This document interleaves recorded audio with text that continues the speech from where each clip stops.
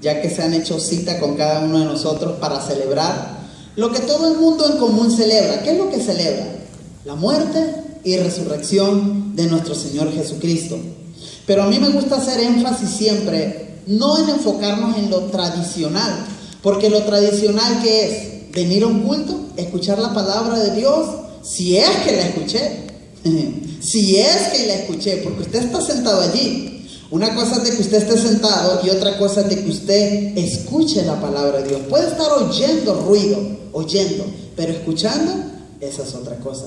Así es que mi deseo, el deseo de mi corazón, y creo que el deseo de Dios, es de que usted pueda escuchar la palabra del Señor y pueda salir transformado. Usted puede decir, ¿transformado yo? Si apenas es mi primer día aquí. ¿Sabía usted que todos tuvimos un primer día que escuchamos la palabra del Señor y fuimos transformados y cambiados por el poder de la palabra de Dios? Claro que sí, porque la palabra del Señor es poderosa. Dice la palabra del Señor también que el reino de los cielos solamente los valientes lo arrebatan. Y esa palabra de valientes en el original griego no existe, sino que la palabra valientes es violentos. Esto quiere decir que el cristianismo no es para todos. Hay mucha gente que dice, yo soy hombre, yo dejo el vicio cuando quiera. Yo le podría decir, ¿usted se atrevería a ser un cristiano? Mucha gente no se atreve a ser cristiano. ¿Por qué? Simple y sencillamente porque tiene miedo de dejar las cosas que le gustan a la carne, porque sabe que servir a Dios son dos puntos y aparte, es cosa seria, es de gente valiente, de violentos que arrebatan el reino de los cielos, porque allá afuera hay mucha gente que Satanás ya los tiene tomados del cuello, presos. Pero nosotros, los que somos hijos de Dios, pues tenemos que ser valientes para contrarrestar todas las armas que Satanás tiene en contra de nosotros. Amén. Bueno, para los que les gusta anotar el tema, la fecha y recordar este día, el tema de hoy le puse, por su muerte tengo vida. Algo paradójico, se habla de muerte y se habla de vida. Por su muerte tengo vida. Le voy a pedir a mi hermana Yuxi que por favor pase con los niños y los puede tomar, porque vamos a comenzar a dar ya lo que es la palabra del Señor. Y para que los adultos no sean interrumpidos. No sé de qué edad, a qué edad te vas a llevar, Yuxi. De 10 para abajo. Todos los niños que tengan 10 años para abajo pueden seguir a Yuxi, que van a estar compartiendo con ella algunas enseñanzas, juegos, etc. Amén. Bueno, ¿cómo se llamó el tema? Por su muerte tengo vida. Oh, sí están aquí. Yo pensé que ya estaba su mente por otro lado. Por su muerte tengo vida. Y quiero comentarle, quiero hacer de esta prédica o de este tema algo distinto. Quiero hacer como una historia, como un relato, para que usted se enfoque en lo que Cristo hizo. Y quiero iniciar diciendo, todo comenzó. Escuche bien, porque quizá le pregunte a esta historia. Todo comenzó en el huerto del Edén. Todo comenzó con un par de personas. Uno era un hombre y la otra persona era una mujer. Se vivía en paz, en armonía. Un par de personas que tenían la vida eterna. Un par de personas que tenían salud, alegría, gozo. Donde si trabajaban no sudaban. Donde si había flores no existían los espinos. Donde si la mujer iba a parir, no iba a ¿qué? A concebir o a dar a luz, mejor dicho, con dolor. Y el hombre trabajaba, y no con el sudor de su frente, sino que trabajaba, y todo era alegría y felicidad. En esta historia, este par de hombres, o mejor dicho, este hombre y esta mujer, pues tienen a un Dios, al Dios creador, al Dios Padre, conocido por su nombre, Jehová Dios de los ejércitos. Los crió, los formó y los puso en el muy famoso, nombrado Jardín del Edén. Al estar esta pareja se le dio simple y sencillamente un mandamiento. De todos los árboles que tú ves aquí, de todo fruto tú podrás comer, pero eso sí, solamente del árbol que está aquí en medio del fruto, de ese tú no podrás comer, porque entonces sí, te vas a meter en problemas. Para este entonces, ya un espíritu maligno ya había caído de los cielos a este huerto. Ya la tierra había sido habitada por este espíritu maligno, espíritu de oscuridad, que dicho sea de paso, existe hasta este momento, independientemente lo crea usted o no lo crea, ese espíritu existe y con miles de legiones más. Resulta que estaba Eva, las mujeres, benditas mujeres. Eva camina por el huerto, da unos cuantos pasos, la imagino yo que se acerca a aquel árbol del fruto prohibido. Pero como ya había caído este ángel de oscuridad a la tierra, pues muy inteligente, que dicho sea de paso, la palabra ángeles o ángel significa seres inteligentes. Este era un querubín, no era un cualquier ángel, era un querubín, era del rango mayor de los cielos. ¿Qué es lo que pasó? Viene Eva, camina, muy bonito, todo, pasa el tiempo, y de repente le sale una serpiente. Y comienza una conversación con ella, y le dice: así que Dios te dice, o te dijo, que no comieras de este árbol, porque si tú comes, pues vas a conocer el bien y el mal. No, de todo puedo comer, de todo árbol, pero de este no, le dijo a la serpiente. Le dice el diablo, la serpiente, dice: no, lo único que va a pasar, o lo que Dios está queriendo impedir, que ustedes sean como dioses, porque si ustedes prueban de esto, pues entonces van a conocer el bien y van a conocer el mal. Ustedes no van a morir. Dios como que le falla un tornillo, metiéndole cizaña el enemigo al hombre y a la mujer. En este caso, a la mujer exclusivamente. La mujer, que es la parte atractiva para nosotros los hombres, ¿verdad, varones? No vinieron varones. La mujer, como es la parte seductora del varón, y que es nuestra parte donde el enemigo nos debilita, es el talón de Aquiles nuestro. Cualquier mujercita que nos: hola mijo, qué bonito, qué guay, nos desmayamos, ¿verdad? Pero bueno, la mujer prueba este fruto prohibido y peca. Pero hasta ahí no se había roto el plan de Dios, porque para que entrara el pecado tenía que probar el varón, que era la cabeza o el encargado del huerto del Edén. Viene, Satanás fue astuto, debilita a la mujer, prueba, y Satanás dice: bueno, probando a la mujer, es la parte débil del hombre, lo va a hacer que caiga.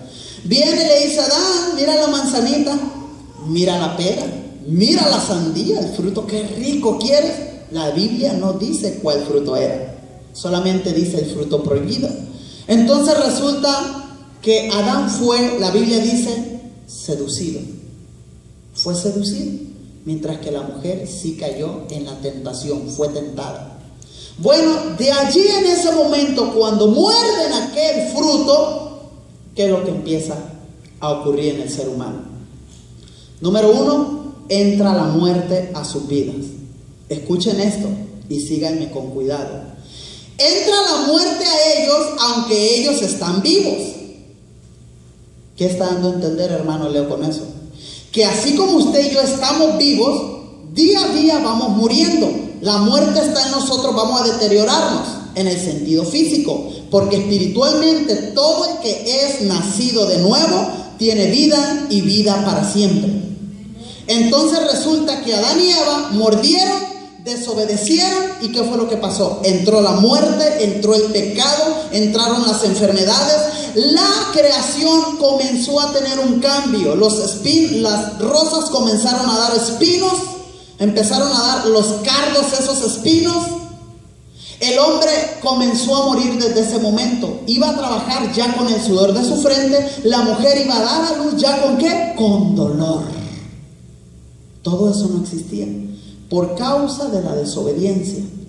Bueno, A partir de allí viene la contaminación en los genes. Todos nosotros somos los hijos de Adán y Eva hasta este momento. De allí Dios le habla a un hombre llamado Abraham. Primeramente a Noé, viene Abraham, y de ahí consecutivamente el Señor elige una línea, porque esto preocupó. No porque el Señor no estaba listo para esto, Él ya lo sabía, sino que el Señor se hace de un plan para salvar a la humanidad, porque para efectos del diablo, en este momento es el príncipe de este mundo, la Biblia lo dice. Por eso usted dice y ve las noticias, ay, este mundo está patas para arriba. ¿Y qué? ¿Cuándo va a mejorar? Vamos a elegir a este presidente, vamos a elegir a estos diputados, a estos gobernadores, porque sí va a cambiar la humanidad. Le traigo malas noticias. La humanidad o este mundo no va a cambiar, sino que día a día va a ir de mal en peor. ¿Quién lo dice? La palabra de Dios. Bueno, a partir de este momento todo se corrompió. Necesitamos un Salvador. El Señor elige a un pueblo llamado Israel, que es el pueblo elegido de Dios, los judíos. Y de ahí viene una simiente, la simiente de Abraham, que es llamado el hijo de David, también conocido como el Señor Jesucristo. Ahora, ¿ustedes creen que el mundo necesita un Salvador? Hay mucha gente que no cree. Pero miren, ¿quiénes recuerdan como recordamos a Cristo de los dioses que se han levantado? Yo no recuerdo que celebremos el día de Buda, el día de Confucio, el día de aquellos hombres que se han levantado, de Hitler, que se decía ser un dios. Pero sí recuerdo que celebramos hoy, aún en la Navidad se celebra, el día de aquel que dicen que no, fue un profeta, fue un hombre sencillo, no fue Dios, Jesucristo no perdonó pecados, fue un hombre más. ¿Por qué tanta relevancia si fue un hombre común y corriente? A partir de su nacimiento, de su muerte, hubo en la historia el antes de Cristo y después de Cristo. ¿Por qué no decimos antes de Buda, 1930 después de Confucio? ¿Por qué no? ¿Por qué tiene que ser Cristo? Aún los ateos, los filósofos, aún los científicos niegan la deidad de Cristo. Pero la palabra del Señor dice que aquellos que creían ser sabios se hicieron necios en su propio conocimiento. Bueno, mis hermanos, entonces vamos a entrar en lo que es la necesidad de este mundo. Espero que usted no esté aquí con una mente religiosa. Quizá muchos venimos de la iglesia tradicional, sin ofender a nadie. No estoy hablando de iglesia, sino de costumbres. Porque podemos estar en cualquier iglesia, siempre y cuando usted tome en cuenta a Jesucristo como su Salvador, usted es salvo. Usted es salvo porque usted da gloria y honra a aquel que dio su vida por cada uno de nosotros. Amén. Abra su Biblia en el libro de Isaías, capítulo 53, que dicho sea de paso, creo que ya lo tiene allí o la cerró, que es la cita que nuestra hermana Sirian leyó hace unos momentos. Vamos a ver lo que dice la profecía y lo vamos a leer nuevamente. Quizá muchos leyeron o siguieron, pero pongamos atención. Algunos no estuvieron aquí, no escucharon esta palabra de Dios, que fue una profecía. Isaías capítulo 53, versículos del 1 al 7, y escucha esta palabra del Señor. Dice: ¿quién ha creído a nuestro anuncio? ¿Y sobre quién se ha manifestado el brazo de Jehová? Subiré cual renuevo delante de él, y como raíz de tierra seca no hay parecer en él. Hablando de Cristo ahora. Ni hermosura le veremos, mas sin atractivo, para que le deseemos. Y aquí viene lo que hizo la humanidad con él: despreciado y desechado entre los hombres. Escuche, aquí me voy a detener. Despreciado y desechado. ¿A cuánto les gusta ser desechados y despreciados en su familia? De su esposo, de su esposa, de su hijo o de sus hijos. Qué feo se siente cuando uno es desechado y despreciado, ¿verdad? Cuando uno está o llega a una fiesta o llega a una reunión y llegamos bien contentos a ese grupito y dicen, no, vámonos, porque ahí viene fulano de tal. ¿Cómo se siente? Bueno, eso se cumplió en el tiempo que Cristo vino a su pueblo. Y usted y yo nos lavamos las manos y decimos, lo desecharon los judíos en el tiempo atrás. Pero sabe que el Cristo al cual yo le hablo es un Cristo viviente, que todavía usted y yo con nuestras actitudes lo seguimos despreciando y lo seguimos desechando. ¿Lo sabía? ¿O somos tan santos, que tenemos una comunión tan perfecta, que tomamos en cuenta a Dios para todo, que nuestra vida es Dios? Desechado y despreciado.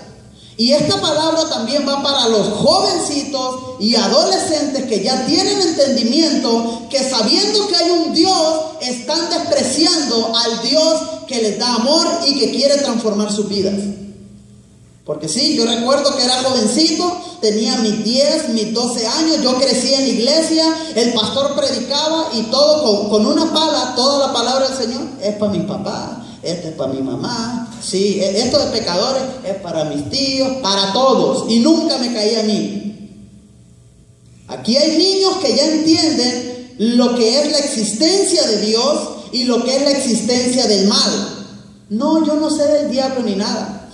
Lo miran en las películas, lo que es el bien y el mal. Lo miran en los videojuegos, lo que es el bien y el mal. Lo miran en todas partes, lo que es el bien y el mal. Dicho sea de paso, a veces hacemos nuestros planes maquiavélicos como jovencitos, como adultos, para saber lo que es el bien y el mal. Entonces, ¿a qué conclusión quiero llegar? Que sí sabemos de que hay un Dios y de que hay una existencia de un maligno. Amén.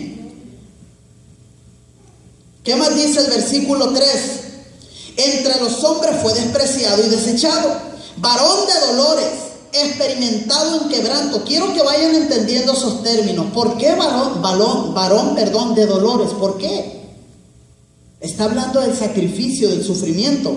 Experimentado en quebranto y como que escondimos de él su rostro. O sea, Señor, si tú viniste a mi vida, yo te hago a un lado. Fue menospreciado y no lo estimamos. Ciertamente llevó él nuestras enfermedades y sufrió nuestros dolores. Y nosotros le tuvimos por azotado, por herido de Dios y abatido. Por todo eso le tuvimos. Mas él herido fue por nuestras rebeliones, molido por nuestros pecados. Fíjense todo lo que fue él, molido, despreciado por nuestros pecados. El castigo de nuestra paz, ahora que nosotros tenemos paz, el castigo de nuestra paz fue ¿sobre quién? Sobre él. O sea que a él le cayó todo el castigo para que nosotros tuviésemos paz. Y por su llaga fuimos nosotros curados. Todos nosotros nos descarriamos como ovejas. Aquí va, miren, esto se pone más interesante. No dice algunos, dice: todos nosotros nos descarriamos como ovejas que no tienen pastor. Y cuando hablamos de descarriados, también podemos recordar lo que dice la palabra del Señor en el libro de Romanos. Por cuanto todos pecaron, ¿quién se salvó? Ninguno. Por cuanto usted y yo hemos pecado, ¿qué más dice el texto? Estamos fuera de la presencia de Dios. Usted levanta su mano y dice: pero yo no he pecado. Pero yo, fíjense, esta es la doctrina de la gente que está allá, que cree que se va a salvar. Escuche, esta es la salvación y el argumento personal. Hemos tomado nosotros el principio de ir y evangelizar las calles. Y a veces le hemos dicho: ¿te gustaría recibir a Cristo en tu corazón allí por las calles? Borrachos, viudas, prostitutas, huérfanos, hay de todo allá afuera. Y lo que dicen: yo no necesito a Cristo para ser salvo. ¿Saben qué dicen? Por si usted también lo está diciendo y quiero quitarle esa máscara o esa falsedad: yo no he matado a nadie, yo no le he hecho mal a nadie, yo no me meto con nadie. Y creen que por esa razón van a ser salvos. Dios es tan bueno que Dios me va a salvar. Es tan bueno. Sí, en su bondad mandó a su Hijo porque Él sabía que teníamos necesidad de un Salvador. ¿Ustedes creen que si el mundo no tuviese necesidad de un Salvador, Cristo iba a padecer todo lo que padeció? Se abre un paréntesis aquí también. No todos creen que Cristo hizo lo que Él hizo cuando estuvo aquí en la tierra. No todos creen en la palabra de Dios. Hay muchos pensamientos en nosotros que creemos algunas cosas de la Biblia y otras no las creemos. No sé si usted cuando estaba allá en el mundo, que no era cristiano, que ahora se ha dado cuenta. Sí creía ir a orar, a rezar, a ayunar, pero no creía tanto en lo que era la presencia de Dios, de ofenderla, de una vida matrimonial, de una vida con sus hijos, de una vida en el trabajo con honestidad. No creía en eso. O sea, no teníamos el entendimiento de lo que realmente Dios quiere para la vida del ser humano. ¿Por qué? Porque siempre el ser humano quiere tener lo que yo quiero, lo que a mí me gusta, lo que a mí me parece. Y cuando uno viene a Cristo, ya no es lo que a mí me gusta, es lo que a Él le gusta, lo que Él quiere de mí, que quiere que yo haga para Él. Todo se centra en Él. El libro de Génesis hasta Apocalipsis, todo está centrado en Cristo. Aunque Cristo apareció en el Nuevo Testamento, desde Mateo para acá, ya en su vida, aunque Cristo apareció allí, Cristo ya venía insinuándose desde el Génesis. Dicho sea de paso, ¿quién representaba en el Génesis a Cristo? ¿Saben quién? Las vestiduras que se puso Adán y Eva, las pieles de cordero, porque ellos supieron que estaban desnudos. Al estar desnudos, ellos presentaron un sacrificio. Dicho sea de paso, eran dos corderos, y se cubrieron la desnudez. ¿Qué quiere decir esto, hermano? No lo entiendo. ¿Qué significa? Que nosotros, sin la cobertura de Cristo, nosotros estamos desnudos delante de Dios y estamos en pecado. Cuando Cristo viene, los lava con su sangre y somos limpios. Y ahora ya Dios no nos mira a nosotros, sino mira a Cristo a través así. ¿Por qué? Porque ya somos hijos de Dios. Continúo. Dice el verso 7: angustiado él y afligido, no abrió su boca. Como cordero fue llevado al matadero, y como oveja delante de sus trasquiladores, enmudeció y no abrió su boca. Yo cuando estudiaba esta parte, y ya lo había analizado otras veces, hay mucha gente que quiere imitar el sacrificio de Cristo. En México, en mi caso, como mexicano, allá se hacen procesiones donde se elige a una persona y la preparan todo el año. Le invitan a que si quiere ser parte de la crucifixión de Cristo. ¿Te gustaría ser el Cristo? Pero todos esos ritos y esos ceremoniales son en vano, porque con todo y de que ellos vayan e incluso crucifiquen a la persona de a verdad, oiga, ¿cierto o falso? Han traspasado sus manos con clavos y esa gente quizá algunos han muerto. En México pasa eso. ¿Hasta dónde está la religión o la tradición de querer imitar algo que la Biblia enseña que fue solamente una vez y para siempre? Si Cristo murió en la cruz del Calvario, ya no necesitamos más sacrificios. Antes el pueblo de Israel, para que Dios perdonara y limpiara de pecados, ¿qué es lo que hacían? Mataban corderos. Los pobres presentaban palomas, los que tenían dinero, corderos, becerros, etcétera, etcétera. Los pobrecitos pues llevaban palomitas. Los que no tenían que ofrecer como ofrenda pues llevaban cosas como ¿qué? Grano, trigo, los más pobrecitos. Pero había una ofrenda. Ahora usted ya no tiene, ofrenda significa sacrificio. Ahora usted ya no tiene que degollar en el altar un cordero, sacarle sangre y presentarla aquí en el altar. Señor, ¿lo aceptas? ¿Te gusta este sacrificio? Sí. Entonces bajaba una columna de fuego y consumía la sangre. Esa columna de fuego, al consumir la sangre, ¿qué quiere decir? Dios aceptaba el sacrificio y esa gente o ese pueblo de Dios, Israel, era perdonado por un año más. Y la gente aplaudía. ¡Yes! Salió el sumo sacerdote del templo. Dios nos ha perdonado una vez más. Pero ahora ya no tenemos que hacer ese tipo de sacrificio. El sacrificio lo hizo Jesucristo y es donde vamos a entrar. Si usted no ha escuchado, vamos a hacerlo de una manera pautada. Espero y me sea paciente y que aprendamos a darle el tiempo a Dios y a la palabra de Dios, a darle el peso de lo que conlleva en sí el sacrificio del Señor. Todo comenzó, allí le va, el sacrificio de Cristo, o conocido esta narración como la pasión de Cristo. Le voy a presentar la pasión de Cristo para que usted vea lo que Cristo hizo por usted y por mí, para que si usted tenía en baja estima, en pérdida o en cosa vana el sacrificio del Señor, que hoy pueda recordar y que le diga: ¿sabes qué, Señor? Perdóname, porque siempre vi tu sacrificio como vano, como algo que no sirve, y nomás lo veo en películas, lo recuerdo, hasta allí. Hay mucha gente que tiene al alcance suyo o de sus manos el tomar la riqueza para su vida espiritual y no la toma.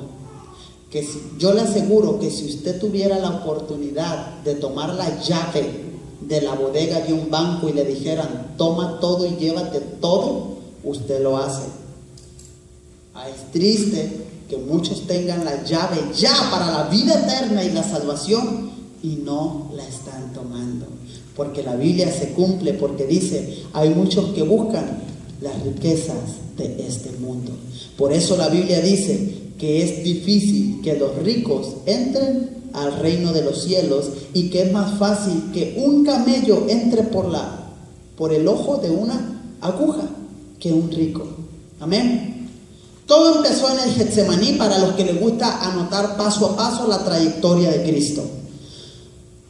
La pasión de Cristo, el Getsemaní. Todo empezó en el Getsemaní, que traducido es prensa de aceite. ¿Qué significa el Getsemaní? Prensa de aceite. Allí el Señor Jesús dijo: ha llegado la hora de las tinieblas. ¿Por qué de las tinieblas? Fíjense que la película de la Pasión de Cristo, de este productor llamado Mel Gibson, él nos presenta un relato casi muy claro, como la Biblia lo explica, porque fue algo brutal lo que padeció nuestro Señor Jesucristo, que si yo le pusiera la película, usted recordara todo lo que padeció. Lo único, escuchen, que la Pasión de Cristo presenta a un Cristo con unos paños íntimos aquí, un tipo calzoncillo. La Biblia enseña que a nuestro Cristo lo desnudaron por completo. Por completo Él estuvo desnudo y padeció. Bueno, este es el monte, la montaña de Getsemaní. Cuando dijo: ha llegado la hora de las tinieblas, la palabra hora en el griego significa: ha llegado el Cairo de Dios para con mi vida, el cumplimiento que ya estaba profetizado para mi vida. ¿Qué significa esto? Esto significa, cuando dice: ha llegado la hora de las tinieblas, ha llegado la hora en que Satanás se llene de cizaña, de ponzoña, de veneno en contra de mí, y va a arremeter con todo su arsenal. Va a usar todo su ejército para poder evitar el plan de salvación para los millones y millones y millones y millones y trillones de personas que iban a existir desde Adán hasta lo que falta de la humanidad. Cristo le perdonó los pecados desde Adán hasta los que faltan por nacer, y quizás si morimos, si Cristo no viene y nos arrebata, si Cristo no viene, hasta las generaciones futuras. Por todos esos murió y perdonó los pecados. La gente no ha aceptado.